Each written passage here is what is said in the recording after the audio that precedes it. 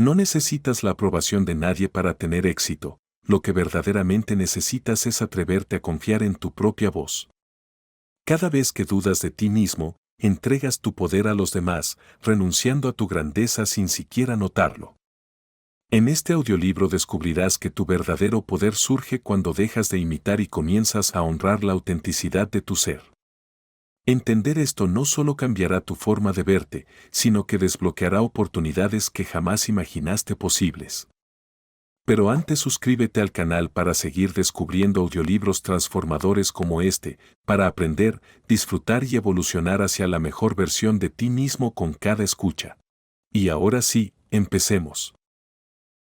Leí el otro día unos versos escritos por un pintor famoso que eran muy originales y nada típicos.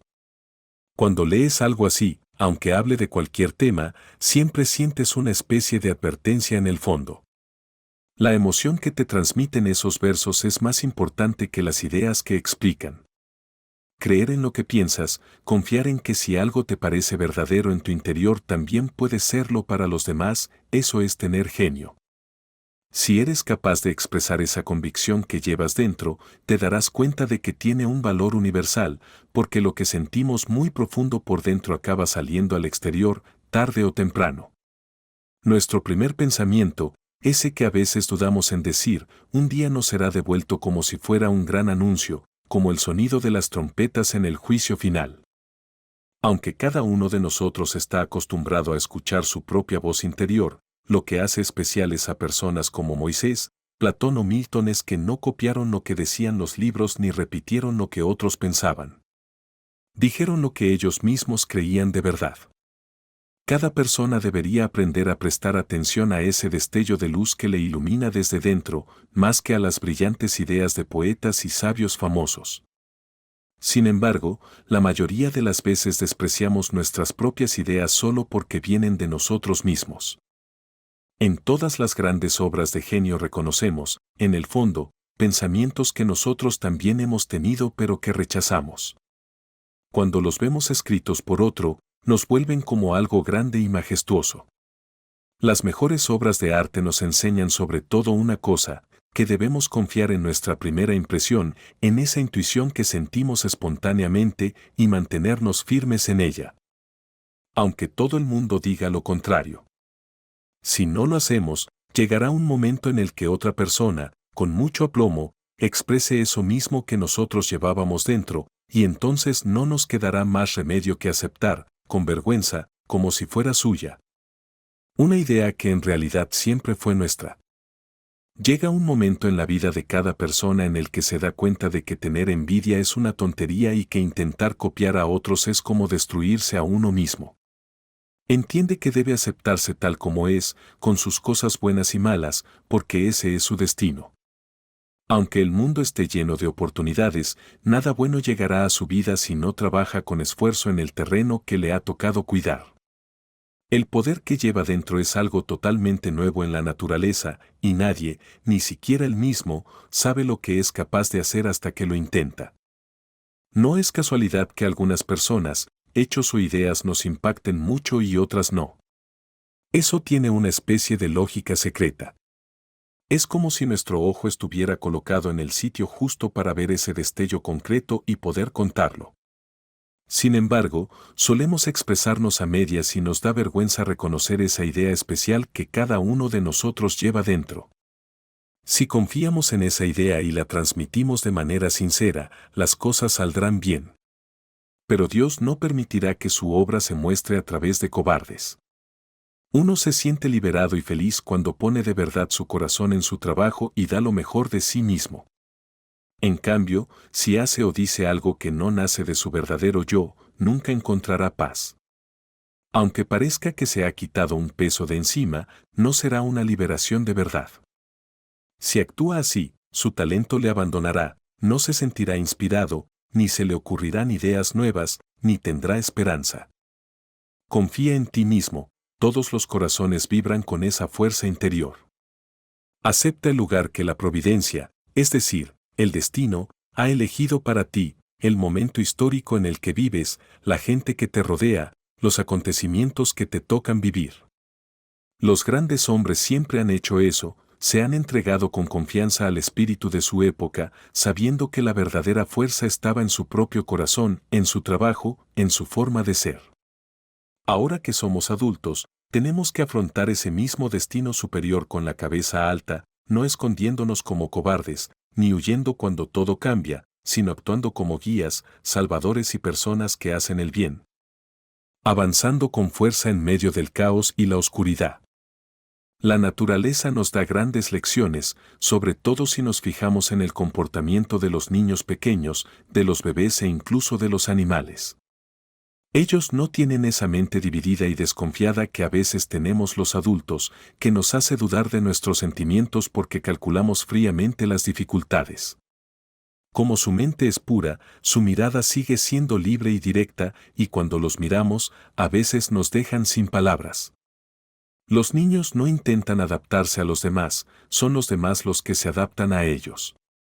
Un bebé puede tener a 4 o 5 adultos pendientes de sus juegos y caprichos. Dios ha dado también a los jóvenes, a los adolescentes y a los adultos esa misma energía, ese encanto natural que los hace irresistibles y poderosos si están preparados. No pienses que un joven no tiene fuerza solo porque no sepa expresarse delante de ti o de mí. Si te fijas, en su propio grupo, entre sus amigos, su voz suena clara y segura. Sabe perfectamente cómo hablar a su generación. Y tarde o temprano, sea tímido o atrevido, sabrá cómo hacernos sentir viejos e innecesarios. La despreocupación de los chavales que saben que tendrán la cena lista y, como un lord, pasan de hacer o decir algo para caer bien, es en realidad una actitud sana de la naturaleza humana. Un chico en un salón es como el público en un teatro, independiente, libre, observando a las personas y lo que pasa a su alrededor, juzgando a su manera rápida y directa si algo le parece bueno, malo, interesante, aburrido, inteligente o pesado. No le importa las consecuencias ni los intereses de nadie, da su opinión de forma sincera y sin filtros. Si quieres caerle bien, tendrás que esforzarte tú, él no va a esforzarse por ti. En cambio, el adulto está como atrapado por su conciencia. En cuanto hace o dice algo que llama la atención, se convierte en alguien vigilado por las simpatías o antipatías de cientos de personas y a partir de ahí siente que tiene que actuar para no perder ese apoyo. No hay forma de olvidarlo ni de hacer como que no pasa nada. Ojalá pudiera volver a ser neutral. El que consigue mantenerse libre, sin comprometerse, observando una y otra vez con la misma inocencia, imparcialidad y dureza, será siempre alguien muy poderoso. Sus opiniones sobre las cosas importantes no serían simples puntos de vista personales, sino verdades necesarias que, lanzadas como flechas, impactarían en los demás y los dejarían impresionados. Estas son las voces que oímos cuando estamos solos, pero que se apagan en cuanto salimos al mundo. La sociedad, en todas partes, conspira contra la fuerza personal de cada individuo. Es como una gran empresa donde todos los socios, para asegurarse su propio bienestar, aceptan renunciar a parte de su libertad y su personalidad. Lo que más se valora en sociedad es que todo el mundo se adapte y no destaque.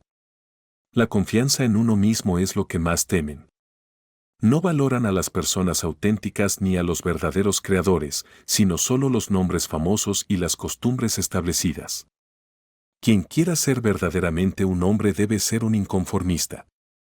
Si quieres conseguir un reconocimiento que dure para siempre, no puedes dejarte frenar por lo que otros llamen bondad, tienes que investigar tú mismo si realmente es bueno.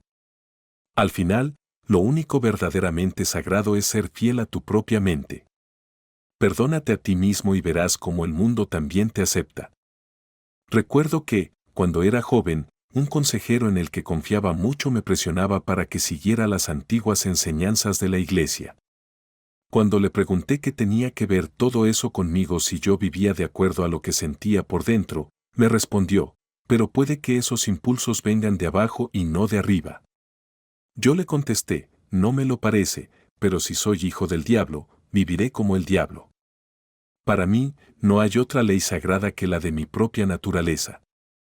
Las palabras bueno y malo son solo etiquetas que se ponen según convenga, lo único realmente correcto es lo que está en armonía con mi interior, y lo único malo, lo que va contra ello. Un hombre tiene que mantenerse firme frente a todo, como si todo lo demás fueran cosas pasajeras y solo él fuera eterno.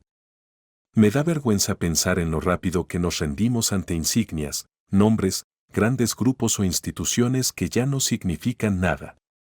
A veces, cualquier persona educada y elegante me influye más de lo que debería. Debería ser más firme, más auténtico, decir siempre la verdad sin adornos. ¿De qué sirve si la maldad y la vanidad se disfrazan de buenas intenciones? Si un fanático exaltado viene hablándome de su lucha por la abolición de la esclavitud y me cuenta las últimas desgracias de Barbados, ¿por qué no decirle directamente, ama primero a tu familia y a tus amigos? Sé humilde y amable en tu día a día, y no intentes disfrazar tu ambición y tu mal humor con una falsa preocupación por gente que está a miles de kilómetros.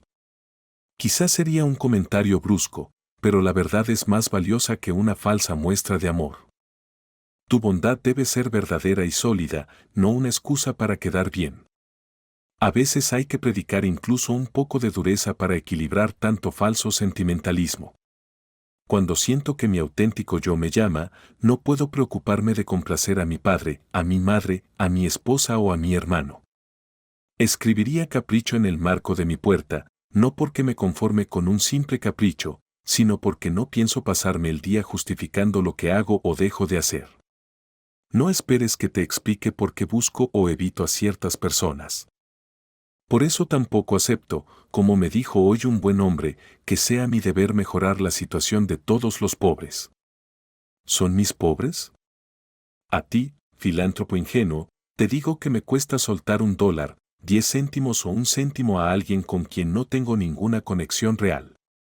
Hay personas con las que siento un vínculo auténtico, por ellas haría cualquier cosa, incluso iría a prisión si fuera necesario. Pero en cuanto a dar dinero a causas que no siento, a universidades que educan a gente que no se lo merece, a templos vacíos, a limosnas para borrachos o a 1000 organizaciones benéficas, aunque a veces, por debilidad, acabe dando algo, sé que ese dinero no es un buen acto y que algún día tendré la fuerza para no hacerlo. En general, la sociedad ve las virtudes como algo raro, como excepciones. Ven a un hombre y, aparte, a sus virtudes, como si fueran cosas separadas. Muchos hacen una buena acción como quien paga una multa para compensar todo lo que no hace bien cada día. Sus obras no son fruto de su forma de vivir, sino una forma de pedir disculpas. Sus virtudes son castigos autoimpuestos. Yo no quiero vivir para compensar mis fallos, sino simplemente vivir. Mi vida debe tener sentido por sí misma, no ser un teatro para que otros lo vean. Prefiero una vida sencilla pero verdadera, que una vida brillante pero falsa. Quiero que sea sana, natural, que no necesite correcciones constantes. Primero quiero prueba de que alguien es un hombre de verdad, antes de fijarme en sus actos. Sé que, para mí, no importa si hago o no acciones que se consideran heroicas.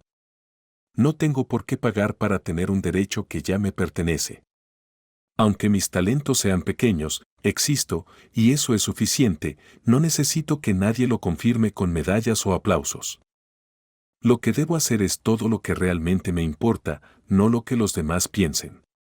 Esta regla, que es difícil tanto para la vida diaria como para la vida intelectual, sirve para distinguir claramente entre la grandeza y la mediocridad. Es una de las cosas más complicadas, porque siempre habrá quien piense que sabe mejor que tú lo que debes hacer. Es fácil vivir según la opinión de los demás cuando estás en sociedad, también es fácil seguir tu propio criterio cuando estás solo. Pero el verdadero gran hombre es el que, aun rodeado de gente, mantiene con calma y firmeza la independencia de quien vive en soledad. El problema de seguir costumbres que ya no sientes es que pierdes tu fuerza.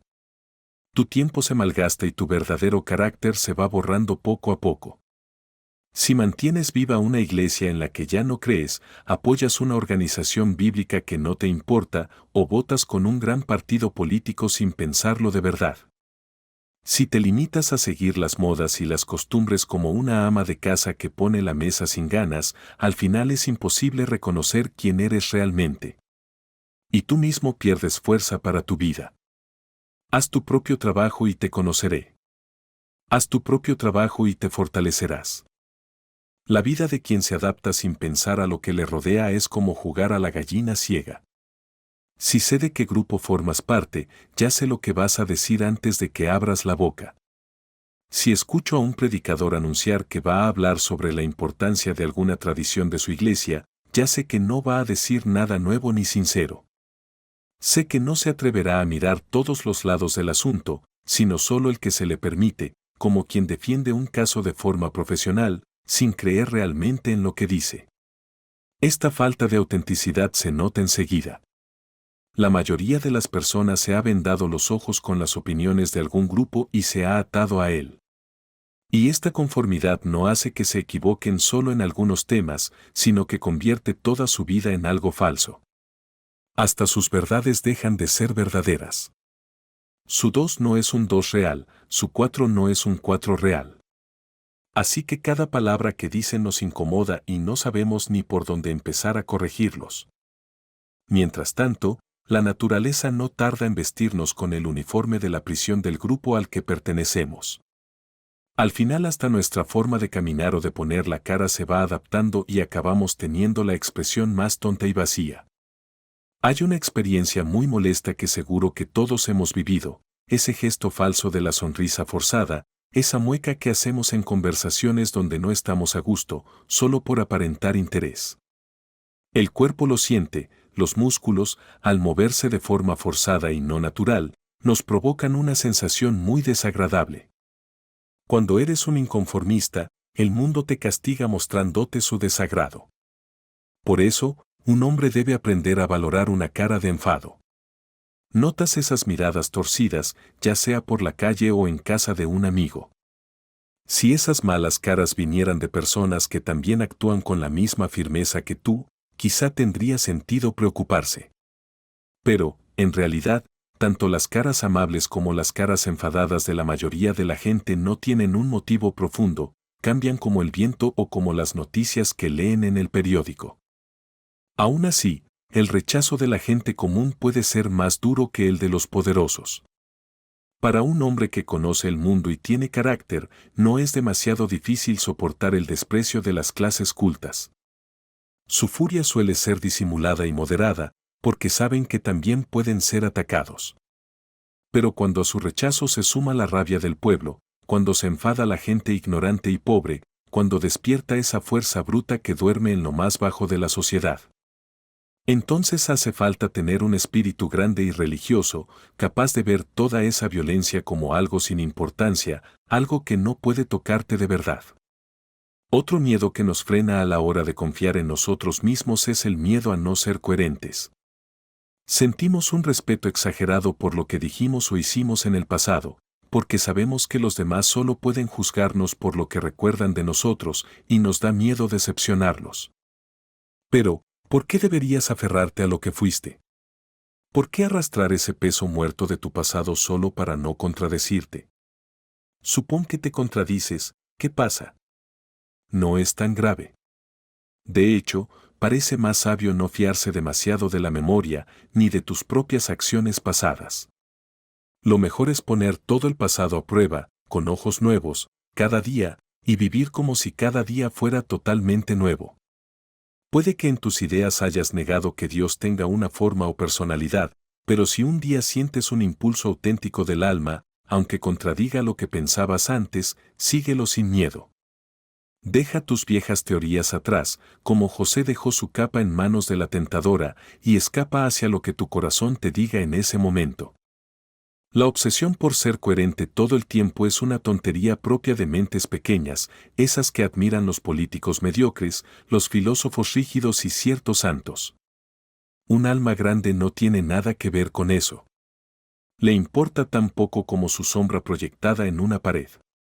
Di hoy lo que piensas con firmeza, y mañana di con la misma fuerza lo que mañana pienses, aunque contradiga lo de hoy.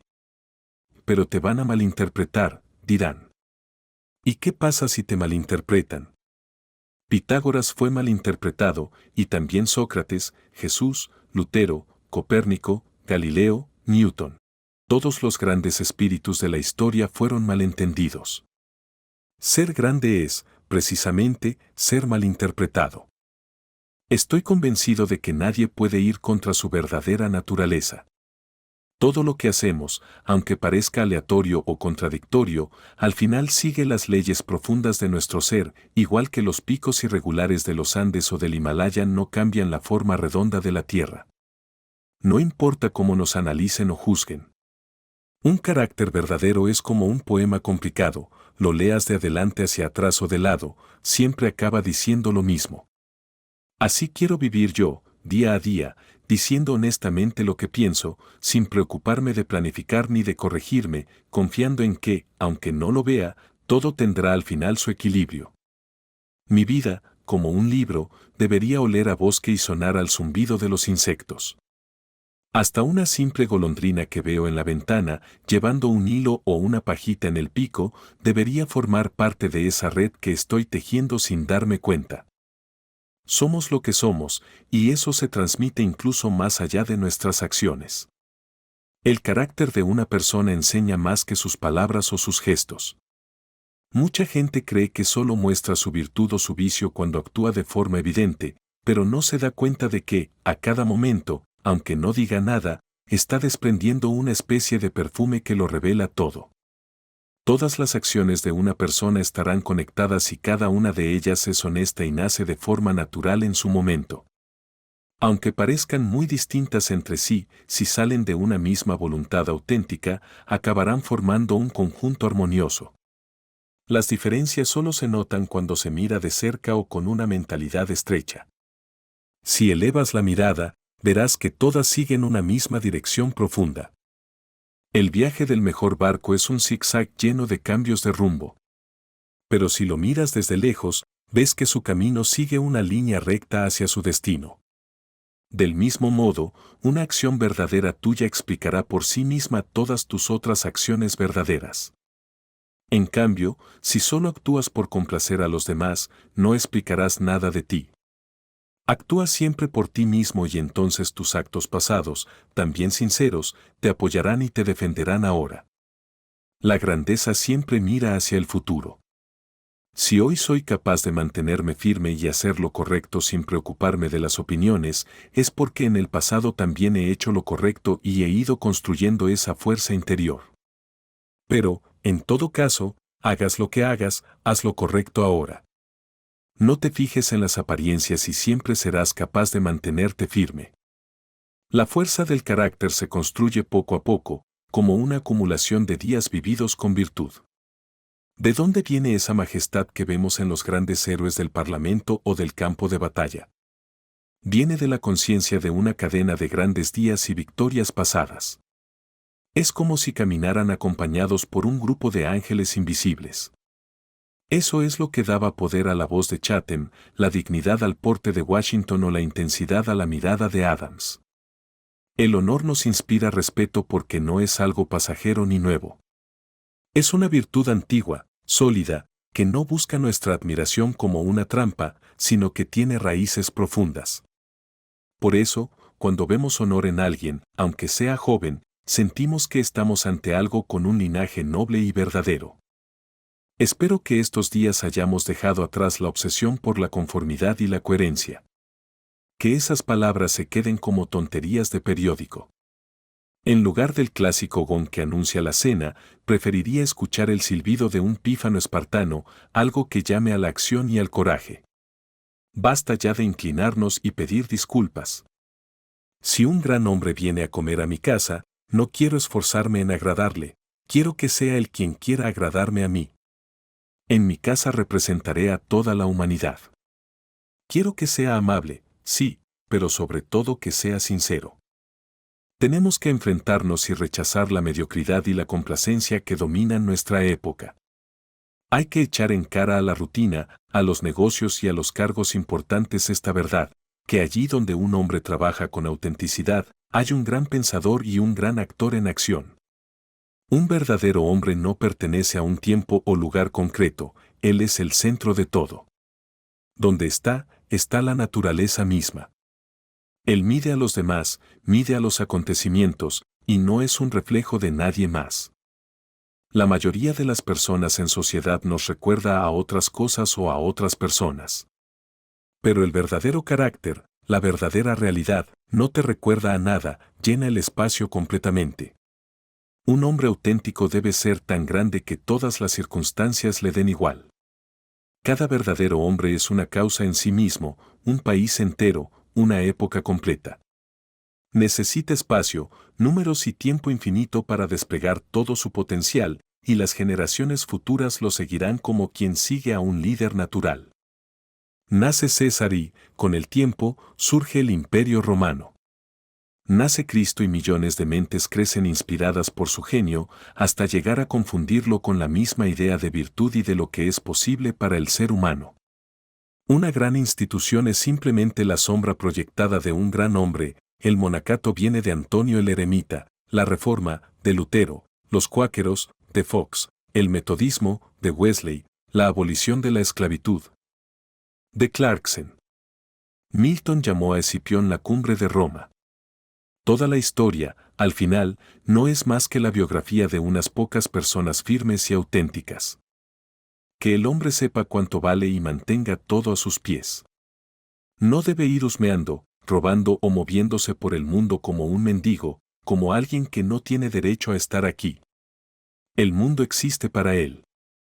El hombre corriente, al no reconocer en sí mismo el poder que ha sido capaz de levantar una torre o de esculpir una estatua, se siente pequeño cuando ve esas cosas.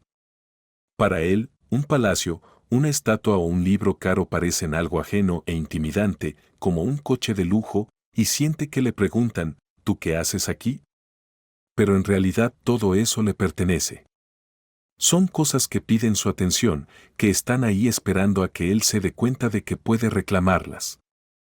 Un cuadro, por ejemplo, no debe imponerle respeto, él es quien debe decidir si merece o no su admiración.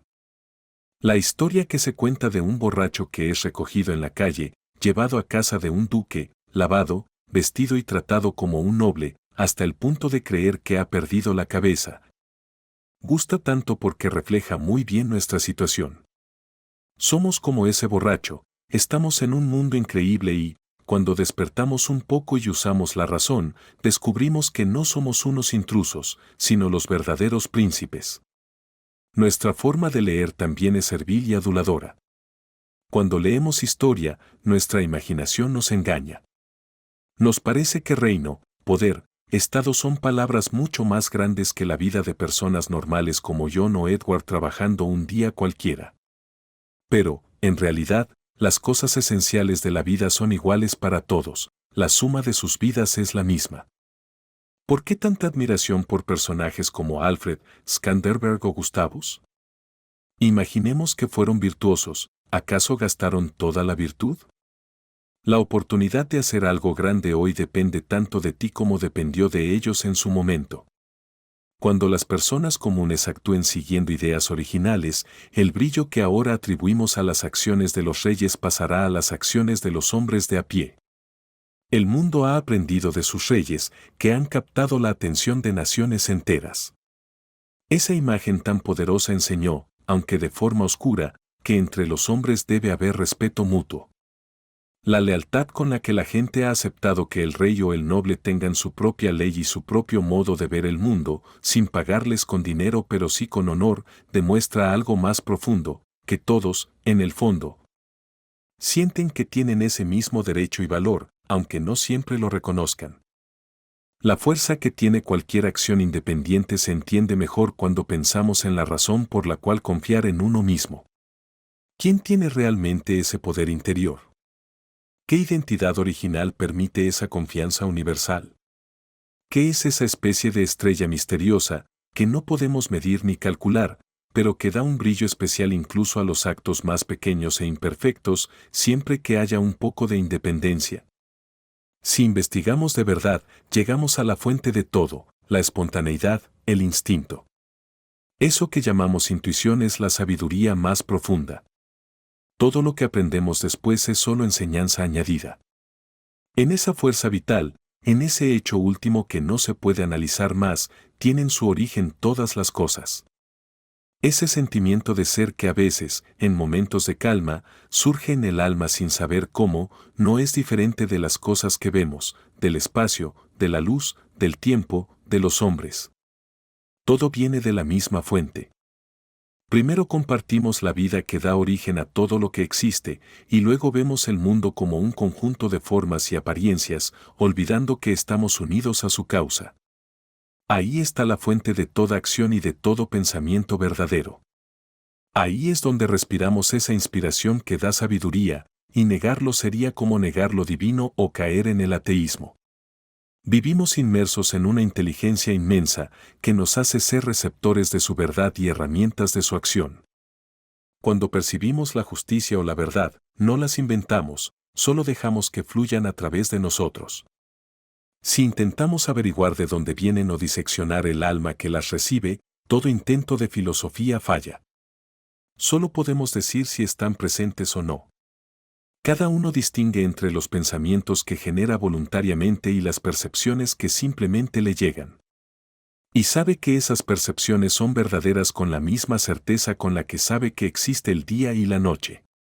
Puede equivocarse al expresarlas, pero su autenticidad no está en duda.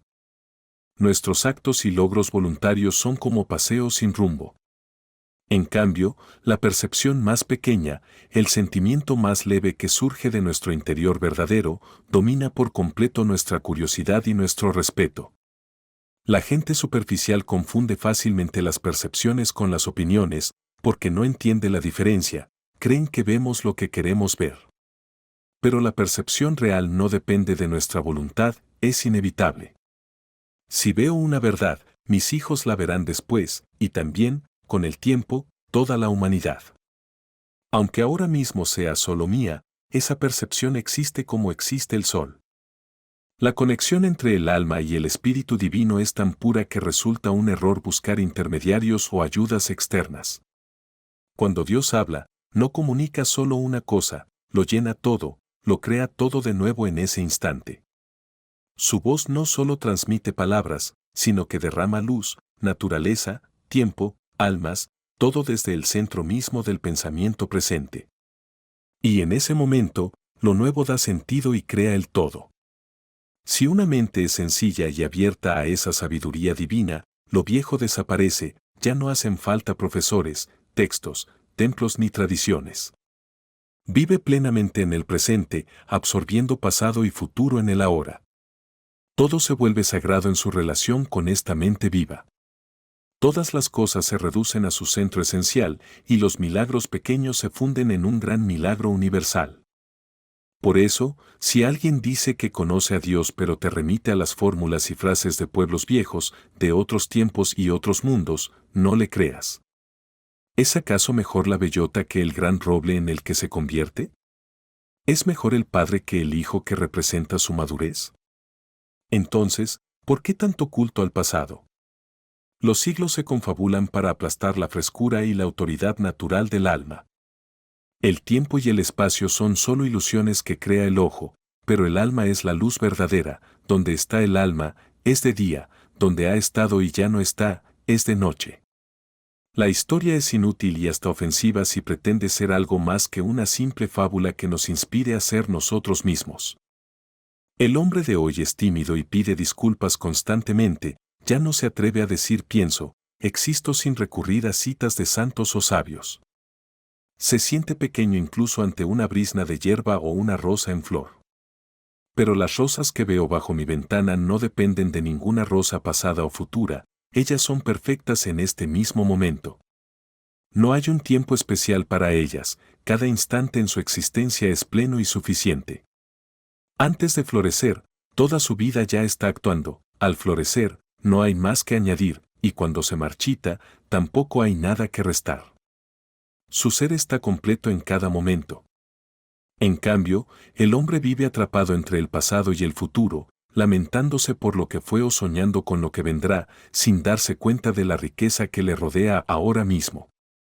No podrá ser verdaderamente feliz ni fuerte hasta que, como la naturaleza, viva plenamente en el presente, por encima del tiempo. Esto debería ser fácil de entender. Aún así, fijaos en cuánta gente inteligente no se atreve a escuchar a Dios a menos que hable usando las mismas palabras de David, Jeremías o Pablo. Pero llegará un momento en que no daremos tanto valor a unos pocos textos antiguos ni a unas pocas vidas famosas. Somos como niños que aprenden oraciones de memoria, repitiendo las palabras de sus abuelas o maestros. Más tarde, cuando crecen y conocen a personas con verdadero talento y carácter, se esfuerzan en recordar exactamente lo que dijeron.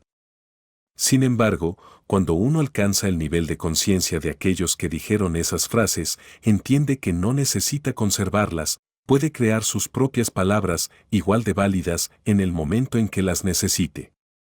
Si vivimos de verdad, veremos de verdad. Es tan fácil para un hombre fuerte ser fuerte como para un débil ser débil. Cuando tengamos una nueva visión, dejaremos atrás, sin tristeza, todos esos recuerdos acumulados, como quien tira cosas viejas que ya no necesita. Cuando un hombre vive en conexión con Dios, su voz suena tan natural como el murmullo de un arroyo o el susurro del maíz movido por el viento. Ahora queda decir, por fin, la verdad más profunda sobre este tema. Probablemente no pueda explicarse del todo, porque todo lo que decimos no es más que un eco lejano de la intuición original. Pero, en la medida en que puedo acercarme a expresarlo, diría esto: cuando el bien esté cerca de ti, cuando tengas vida auténtica en ti, no lo reconocerás como algo conocido o familiar. No seguirás las huellas de nadie, no verás caras conocidas, no escucharás nombres. Todo será extraño y nuevo, como si no hubiera ejemplo ni experiencia que te sirva de guía. Tomarás el camino que es del hombre, pero no seguirás a ningún hombre concreto. Todas las personas que existieron antes de ti son, simplemente, sus servidores olvidados. El miedo y la esperanza quedan superados por igual. Incluso la esperanza tiene algo delimitado. En el momento de verdadera visión, no existe ni gratitud ni alegría en el sentido normal. El alma, elevada por encima de las pasiones, contempla la identidad eterna y la causa eterna, percibe la verdad y la justicia en su estado puro, y se tranquiliza sabiendo que todo está bien. En ese estado, los vastos océanos, los enormes mares del sur, los siglos enteros no significan nada. Lo que piensas y sientes en ese instante sostiene toda tu vida pasada y futura, se encuentra por debajo de lo que llamamos vivir y morir, y es más real que todo eso. Lo único que realmente importa es vivir ahora, no haber vivido en el pasado. El poder desaparece en el mismo momento en que dejas de moverte. El verdadero poder está en el cambio, en el paso del pasado a un estado nuevo, en atreverse a saltar hacia un objetivo. Pero el mundo odia ese hecho, odia que el alma esté en constante transformación. Porque cada vez que cambiamos, el pasado queda degradado, las riquezas se vuelven pobreza, la reputación se convierte en vergüenza, y santos y pecadores se confunden y son igualmente apartados, tanto Jesús como Judas. ¿Por qué entonces seguir hablando de confianza en uno mismo?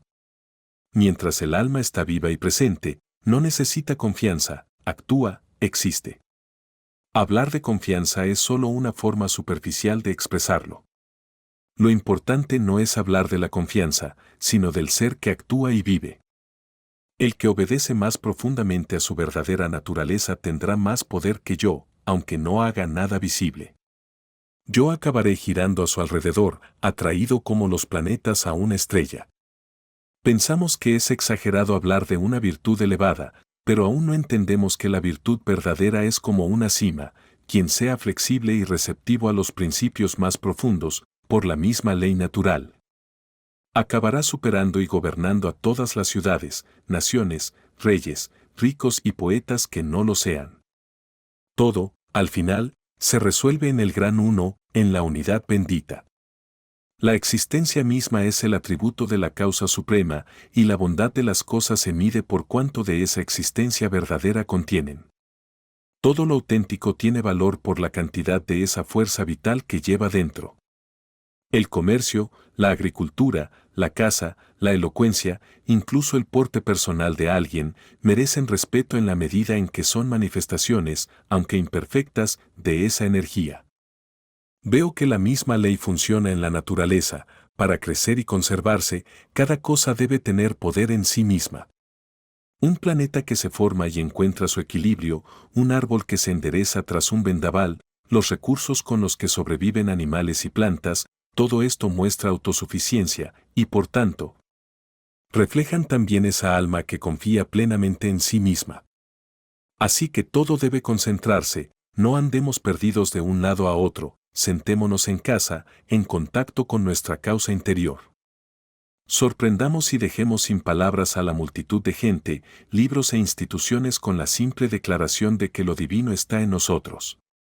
A los que invaden nuestro espacio interior, pidámosles que se descalcen, porque están pisando un lugar sagrado. Que nuestra sencillez sea su juez y que nuestra obediencia a nuestra propia ley interior demuestre la pobreza de las riquezas externas comparada con la abundancia de nuestras propias riquezas nativas. Ahora somos solo una masa. El hombre ya no admira al hombre. No se le ocurre quedarse en casa y conectar con su océano interior, en vez de eso, se va al extranjero a pedir un vaso de agua de las fuentes de otros. Pero debemos caminar solos. A mí, por ejemplo, me gusta más la iglesia en silencio, antes de que empiece el servicio, que cualquier sermón. Qué distantes, qué puras, qué auténticas parecen las personas en ese momento, cada una rodeada de su propio santuario invisible. Deberíamos sentarnos siempre así, en soledad interior. No tienes por qué cargar con los errores de tu amigo, tu esposa, tu padre o tu hijo solo porque estén cerca de ti o porque compartas su sangre.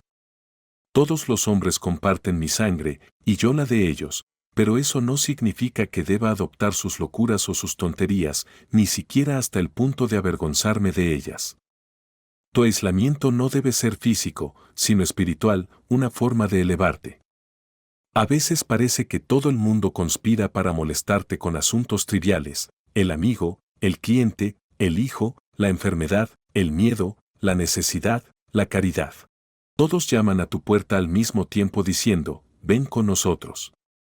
No te alteres, no te dejes arrastrar por su confusión.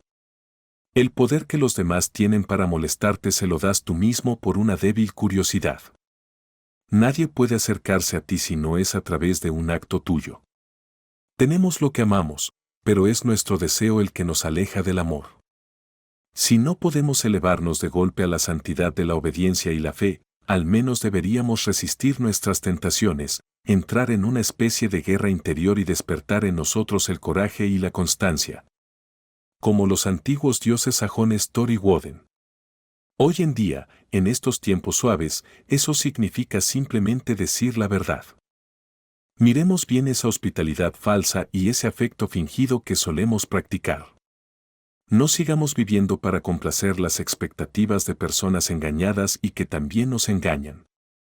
Hay que decirles, padre, madre, esposa, hermano, amigo, hasta ahora he vivido a vuestro lado según las apariencias. A partir de ahora, pertenezco a la verdad. A partir de ahora no obedeceré otra ley que la ley eterna que siento dentro. No firmaré pactos falsos, solo me acercaré a vosotros si es desde la verdad. Me esforzaré en cuidar a mis padres, en sostener a mi familia, en ser un esposo fiel, pero lo haré de una manera nueva, diferente, guiado por lo que dicta mi interior. Me rebelo contra las costumbres y me obligan a ser otro que yo mismo. No voy a romperme más para encajar en lo que esperáis de mí. Si podéis quererme tal y como soy, seré el más feliz. Si no, haré lo que esté en mi mano para merecer vuestro amor, pero no voy a fingir.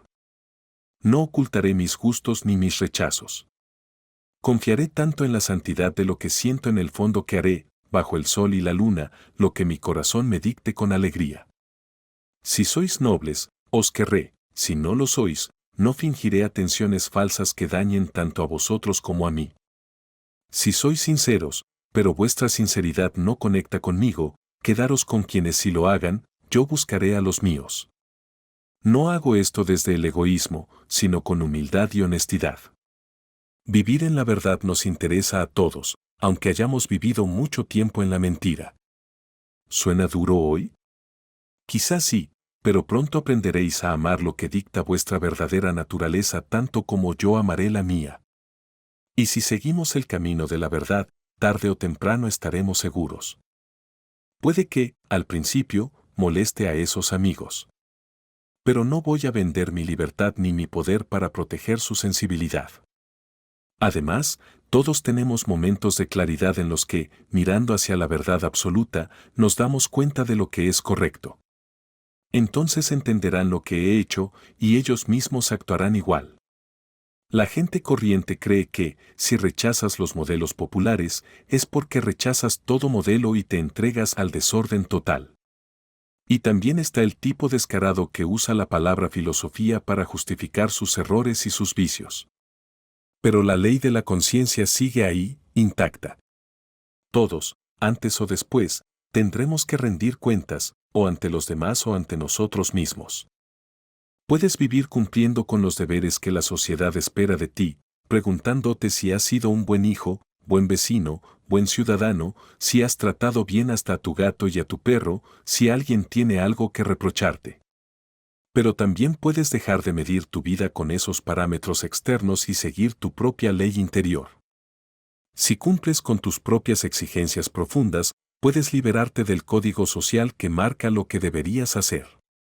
Si alguien piensa que esta libertad es algo fácil, que pruebe a vivir un solo día siguiendo sus propios mandamientos más auténticos. Verá que no hay tarea más dura. De verdad se espera algo casi divino de quien deja de guiarse por los motivos comunes de la humanidad y apuesta por confiar en sí mismo como su propio guía. Su corazón debe ser fuerte, su voluntad firme, su visión clara, para que pueda ser su propia doctrina, su propia sociedad y su propia ley. Para que un único propósito puro sea para él tan poderoso como el hierro lo es para otros.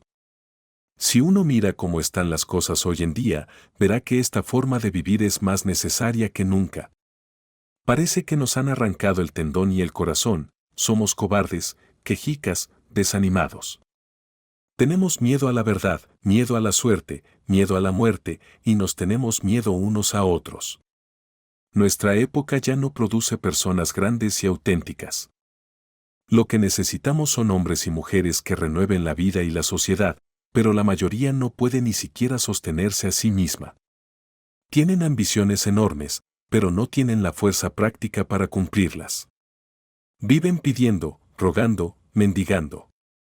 Nuestras tareas más cotidianas son como pedir limosna, ni siquiera hemos elegido nuestras profesiones, nuestras creencias, nuestros matrimonios. La sociedad ha decidido todo por nosotros. Somos soldados de salón, gente que juega a ser fuerte pero que huye de la verdadera batalla de la vida, que es dura, sí, pero donde nace la auténtica fuerza. Cuando nuestros jóvenes fallan en sus primeros intentos, pierden todo el ánimo. Si un joven comerciante fracasa, todo el mundo dice que ya está arruinado. Si un genio brillante estudia en una de nuestras universidades y al cabo de un año no tiene un despacho en Boston o Nueva York, tanto sus amigos como él mismo creen que tiene derecho a rendirse y a pasarse la vida lamentándose. En cambio, el tipo fuerte de New Hampshire o Vermont, que prueba de todo, trabaja la tierra, enseña en una escuela, predica, dirige un periódico, va al Congreso, compra tierras, y que siempre, como un gato, cae de pie. Vale por 100 de esos muñecos de ciudad. Él vive su vida conforme vienen los días, sin avergonzarse de no haber estudiado una carrera, porque no aplaza su vida, ya está viviendo. No tiene una sola oportunidad, tiene cientos. Que el estoico, el que sabe resistir, enseña a los hombres que no están condenados a ser débiles como sauces doblados, sino que pueden y deben ponerse en pie con fuerza. Que les diga que, si confían de verdad en sí mismos, descubrirán nuevos poderes en su interior. Que cada hombre es el mundo hecho carne, nacido para llevar vida y curación a todos. Que deben avergonzarse de nuestra falsa compasión, porque en el momento en que actúan por sí mismos, en que tiran por la ventana las leyes, los libros, las costumbres y las idolatrías que los atan, ya no sentimos lástima por ellos, sentimos gratitud y respeto. El hombre que restaure así la vida auténtica devolverá al ser humano su antiguo esplendor y hará que su nombre sea recordado y querido en toda la historia. Es fácil ver que una mayor confianza en uno mismo provocaría una revolución en todas las áreas de la vida, en la religión, en la educación, en el trabajo, en la manera de vivir, en las relaciones sociales, en la propiedad e incluso en nuestras ideas más profundas. 1. Fijaos en cómo rezan los hombres.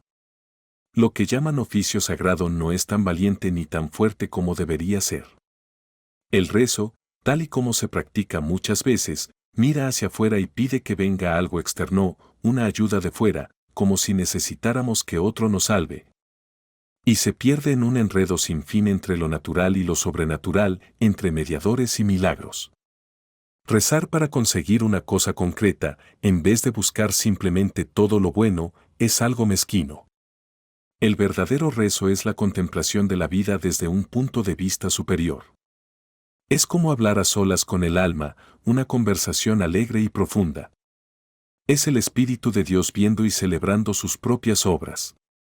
Pero cuando se usa el rezo como un simple instrumento para conseguir un beneficio privado, se convierte en un robo, en algo pequeño.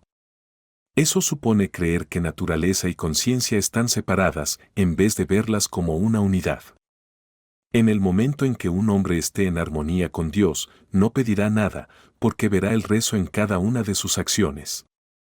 El rezo de un campesino arrodillado en su campo mientras arranca las malas hierbas, el rezo del remero que clava su remo en el agua con fuerza, son rezos verdaderos, aunque estén dedicados a objetivos sencillos. Como dice la catarata en Bonduca de Fletcher, cuando le aconsejan buscar el favor del Dios Audate, su voluntad se muestra en nuestro esfuerzo, nuestros logros son nuestros mejores dioses. Otro tipo de rezos falsos son nuestros lamentos. Quejarse es señal de que falta confianza en uno mismo, es una enfermedad de la voluntad. Lamenta una desgracia solo si puedes hacer algo real para ayudar, si no, sigue con tu trabajo, y así ya estarás empezando a corregir el mal.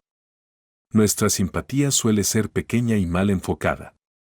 Nos acercamos a los que sufren solo para sentarnos a llorar con ellos, en vez de darles un golpe de energía, una descarga de verdad y salud que los reconecte con su propia razón. El secreto de la buena suerte está en tener alegría en lo que hacemos. Siempre son bienvenidos, por dioses y hombres, aquellos que se ayudan a sí mismos. A ellos se les abren todas las puertas, todos los saludan, los honores los siguen y las miradas los admiran. Les amamos porque no nos necesitan. Con cuidado y admiración los festejamos, porque se mantuvieron firmes en su camino y no se dejaron frenar por nuestras críticas. Los dioses los aman precisamente porque los hombres los odiaron. Como dijo Zoroastro, para el mortal perseverante, los inmortales son rápidos en ayudar. Así como los rezos falsos son una enfermedad de la voluntad, los credos rígidos son una enfermedad de la mente. La gente dice, como los antiguos israelitas, habla tú en nombre de Dios, pero que Dios no nos hable directamente, no sea que muramos. En todas partes me cuesta encontrar a Dios en mis hermanos, porque han cerrado sus templos interiores y solo repiten las historias que aprendieron de otros. Cada nueva mente fuerte crea su propia forma de ver el mundo. Cuando aparece una mente poderosa, como Locke, Lavoisier, Hutton, Bentham o Fourier, impone su modo de pensar, y entonces nace un nuevo sistema. Cuanto más profunda y amplia sea esa mente, más objetos tocará y más satisfará a sus seguidores. Esto se ve muy claro en las religiones y credos, cada uno es el producto de una mente fuerte que organiza las ideas básicas sobre el deber y la relación con lo divino. Así surgieron el calvinismo, el cuakerismo, el swedenborgismo. Los discípulos sienten entusiasmo al ver el mundo ordenado bajo una nueva luz, igual que una joven que, tras aprender botánica, empieza a ver la naturaleza como algo completamente nuevo. Pero muchas mentes se quedan atrapadas, idolatran el sistema, olvidando que debía ser solo un medio, no un fin. Al final, ya no distinguen entre los límites de su sistema y los del universo entero. Piensan que las estrellas mismas cuelgan de la estructura que su maestro construyó. Y si alguien de fuera ve las cosas de otra forma, creen que ha robado su luz. Aún no entienden que la luz es libre, no sigue sistemas ni fronteras. Irrumpe en todas partes, incluso en sus propias casas. Dejad que celebren su sistema por un tiempo. Si son personas honestas y actúan bien, pronto verán que su pequeño refugio será demasiado estrecho, se agrietará y caerá, y entonces la luz inmortal, joven y alegre, surgirá de nuevo, iluminando el universo como si fuera la primera mañana. 2. Por falta de una cultura propia, sigue teniendo mucho poder entre los americanos educados la superstición de viajar, como si los grandes destinos fueran Italia, Inglaterra o Egipto. Sin embargo, los hombres que hicieron que Inglaterra, Italia o Grecia fueran lugares admirados no lo consiguieron viajando, sino permaneciendo firmes allí donde estaban, como si fueran el eje mismo de la tierra. Cuando estamos en nuestro mejor momento, sentimos que nuestro deber está aquí mismo, donde estamos. El alma no es una viajera. El sabio se queda en casa y, si alguna vez tiene que salir por necesidad o por deber, aunque esté en tierras lejanas, sigue estando en casa. Y, al llegar, su sola presencia hace que los demás sepan que es un mensajero de sabiduría y virtud. Visita ciudades y personas no como un curioso ni como un sirviente, sino como un soberano. No tengo ninguna objeción a viajar por el mundo si es por amor al arte, al estudio o por un verdadero impulso de hacer el bien. Pero eso solo si uno ya está formado por dentro, si no, quien viaja buscando algo que no lleva dentro, no encontrará nada. En lugar de rejuvenecer, se hace viejo entre cosas viejas. Cuando llega a Tebas o a Palmira, su alma está tan gastada y en ruinas como los templos que va a ver. Lleva su ruina interior a las ruinas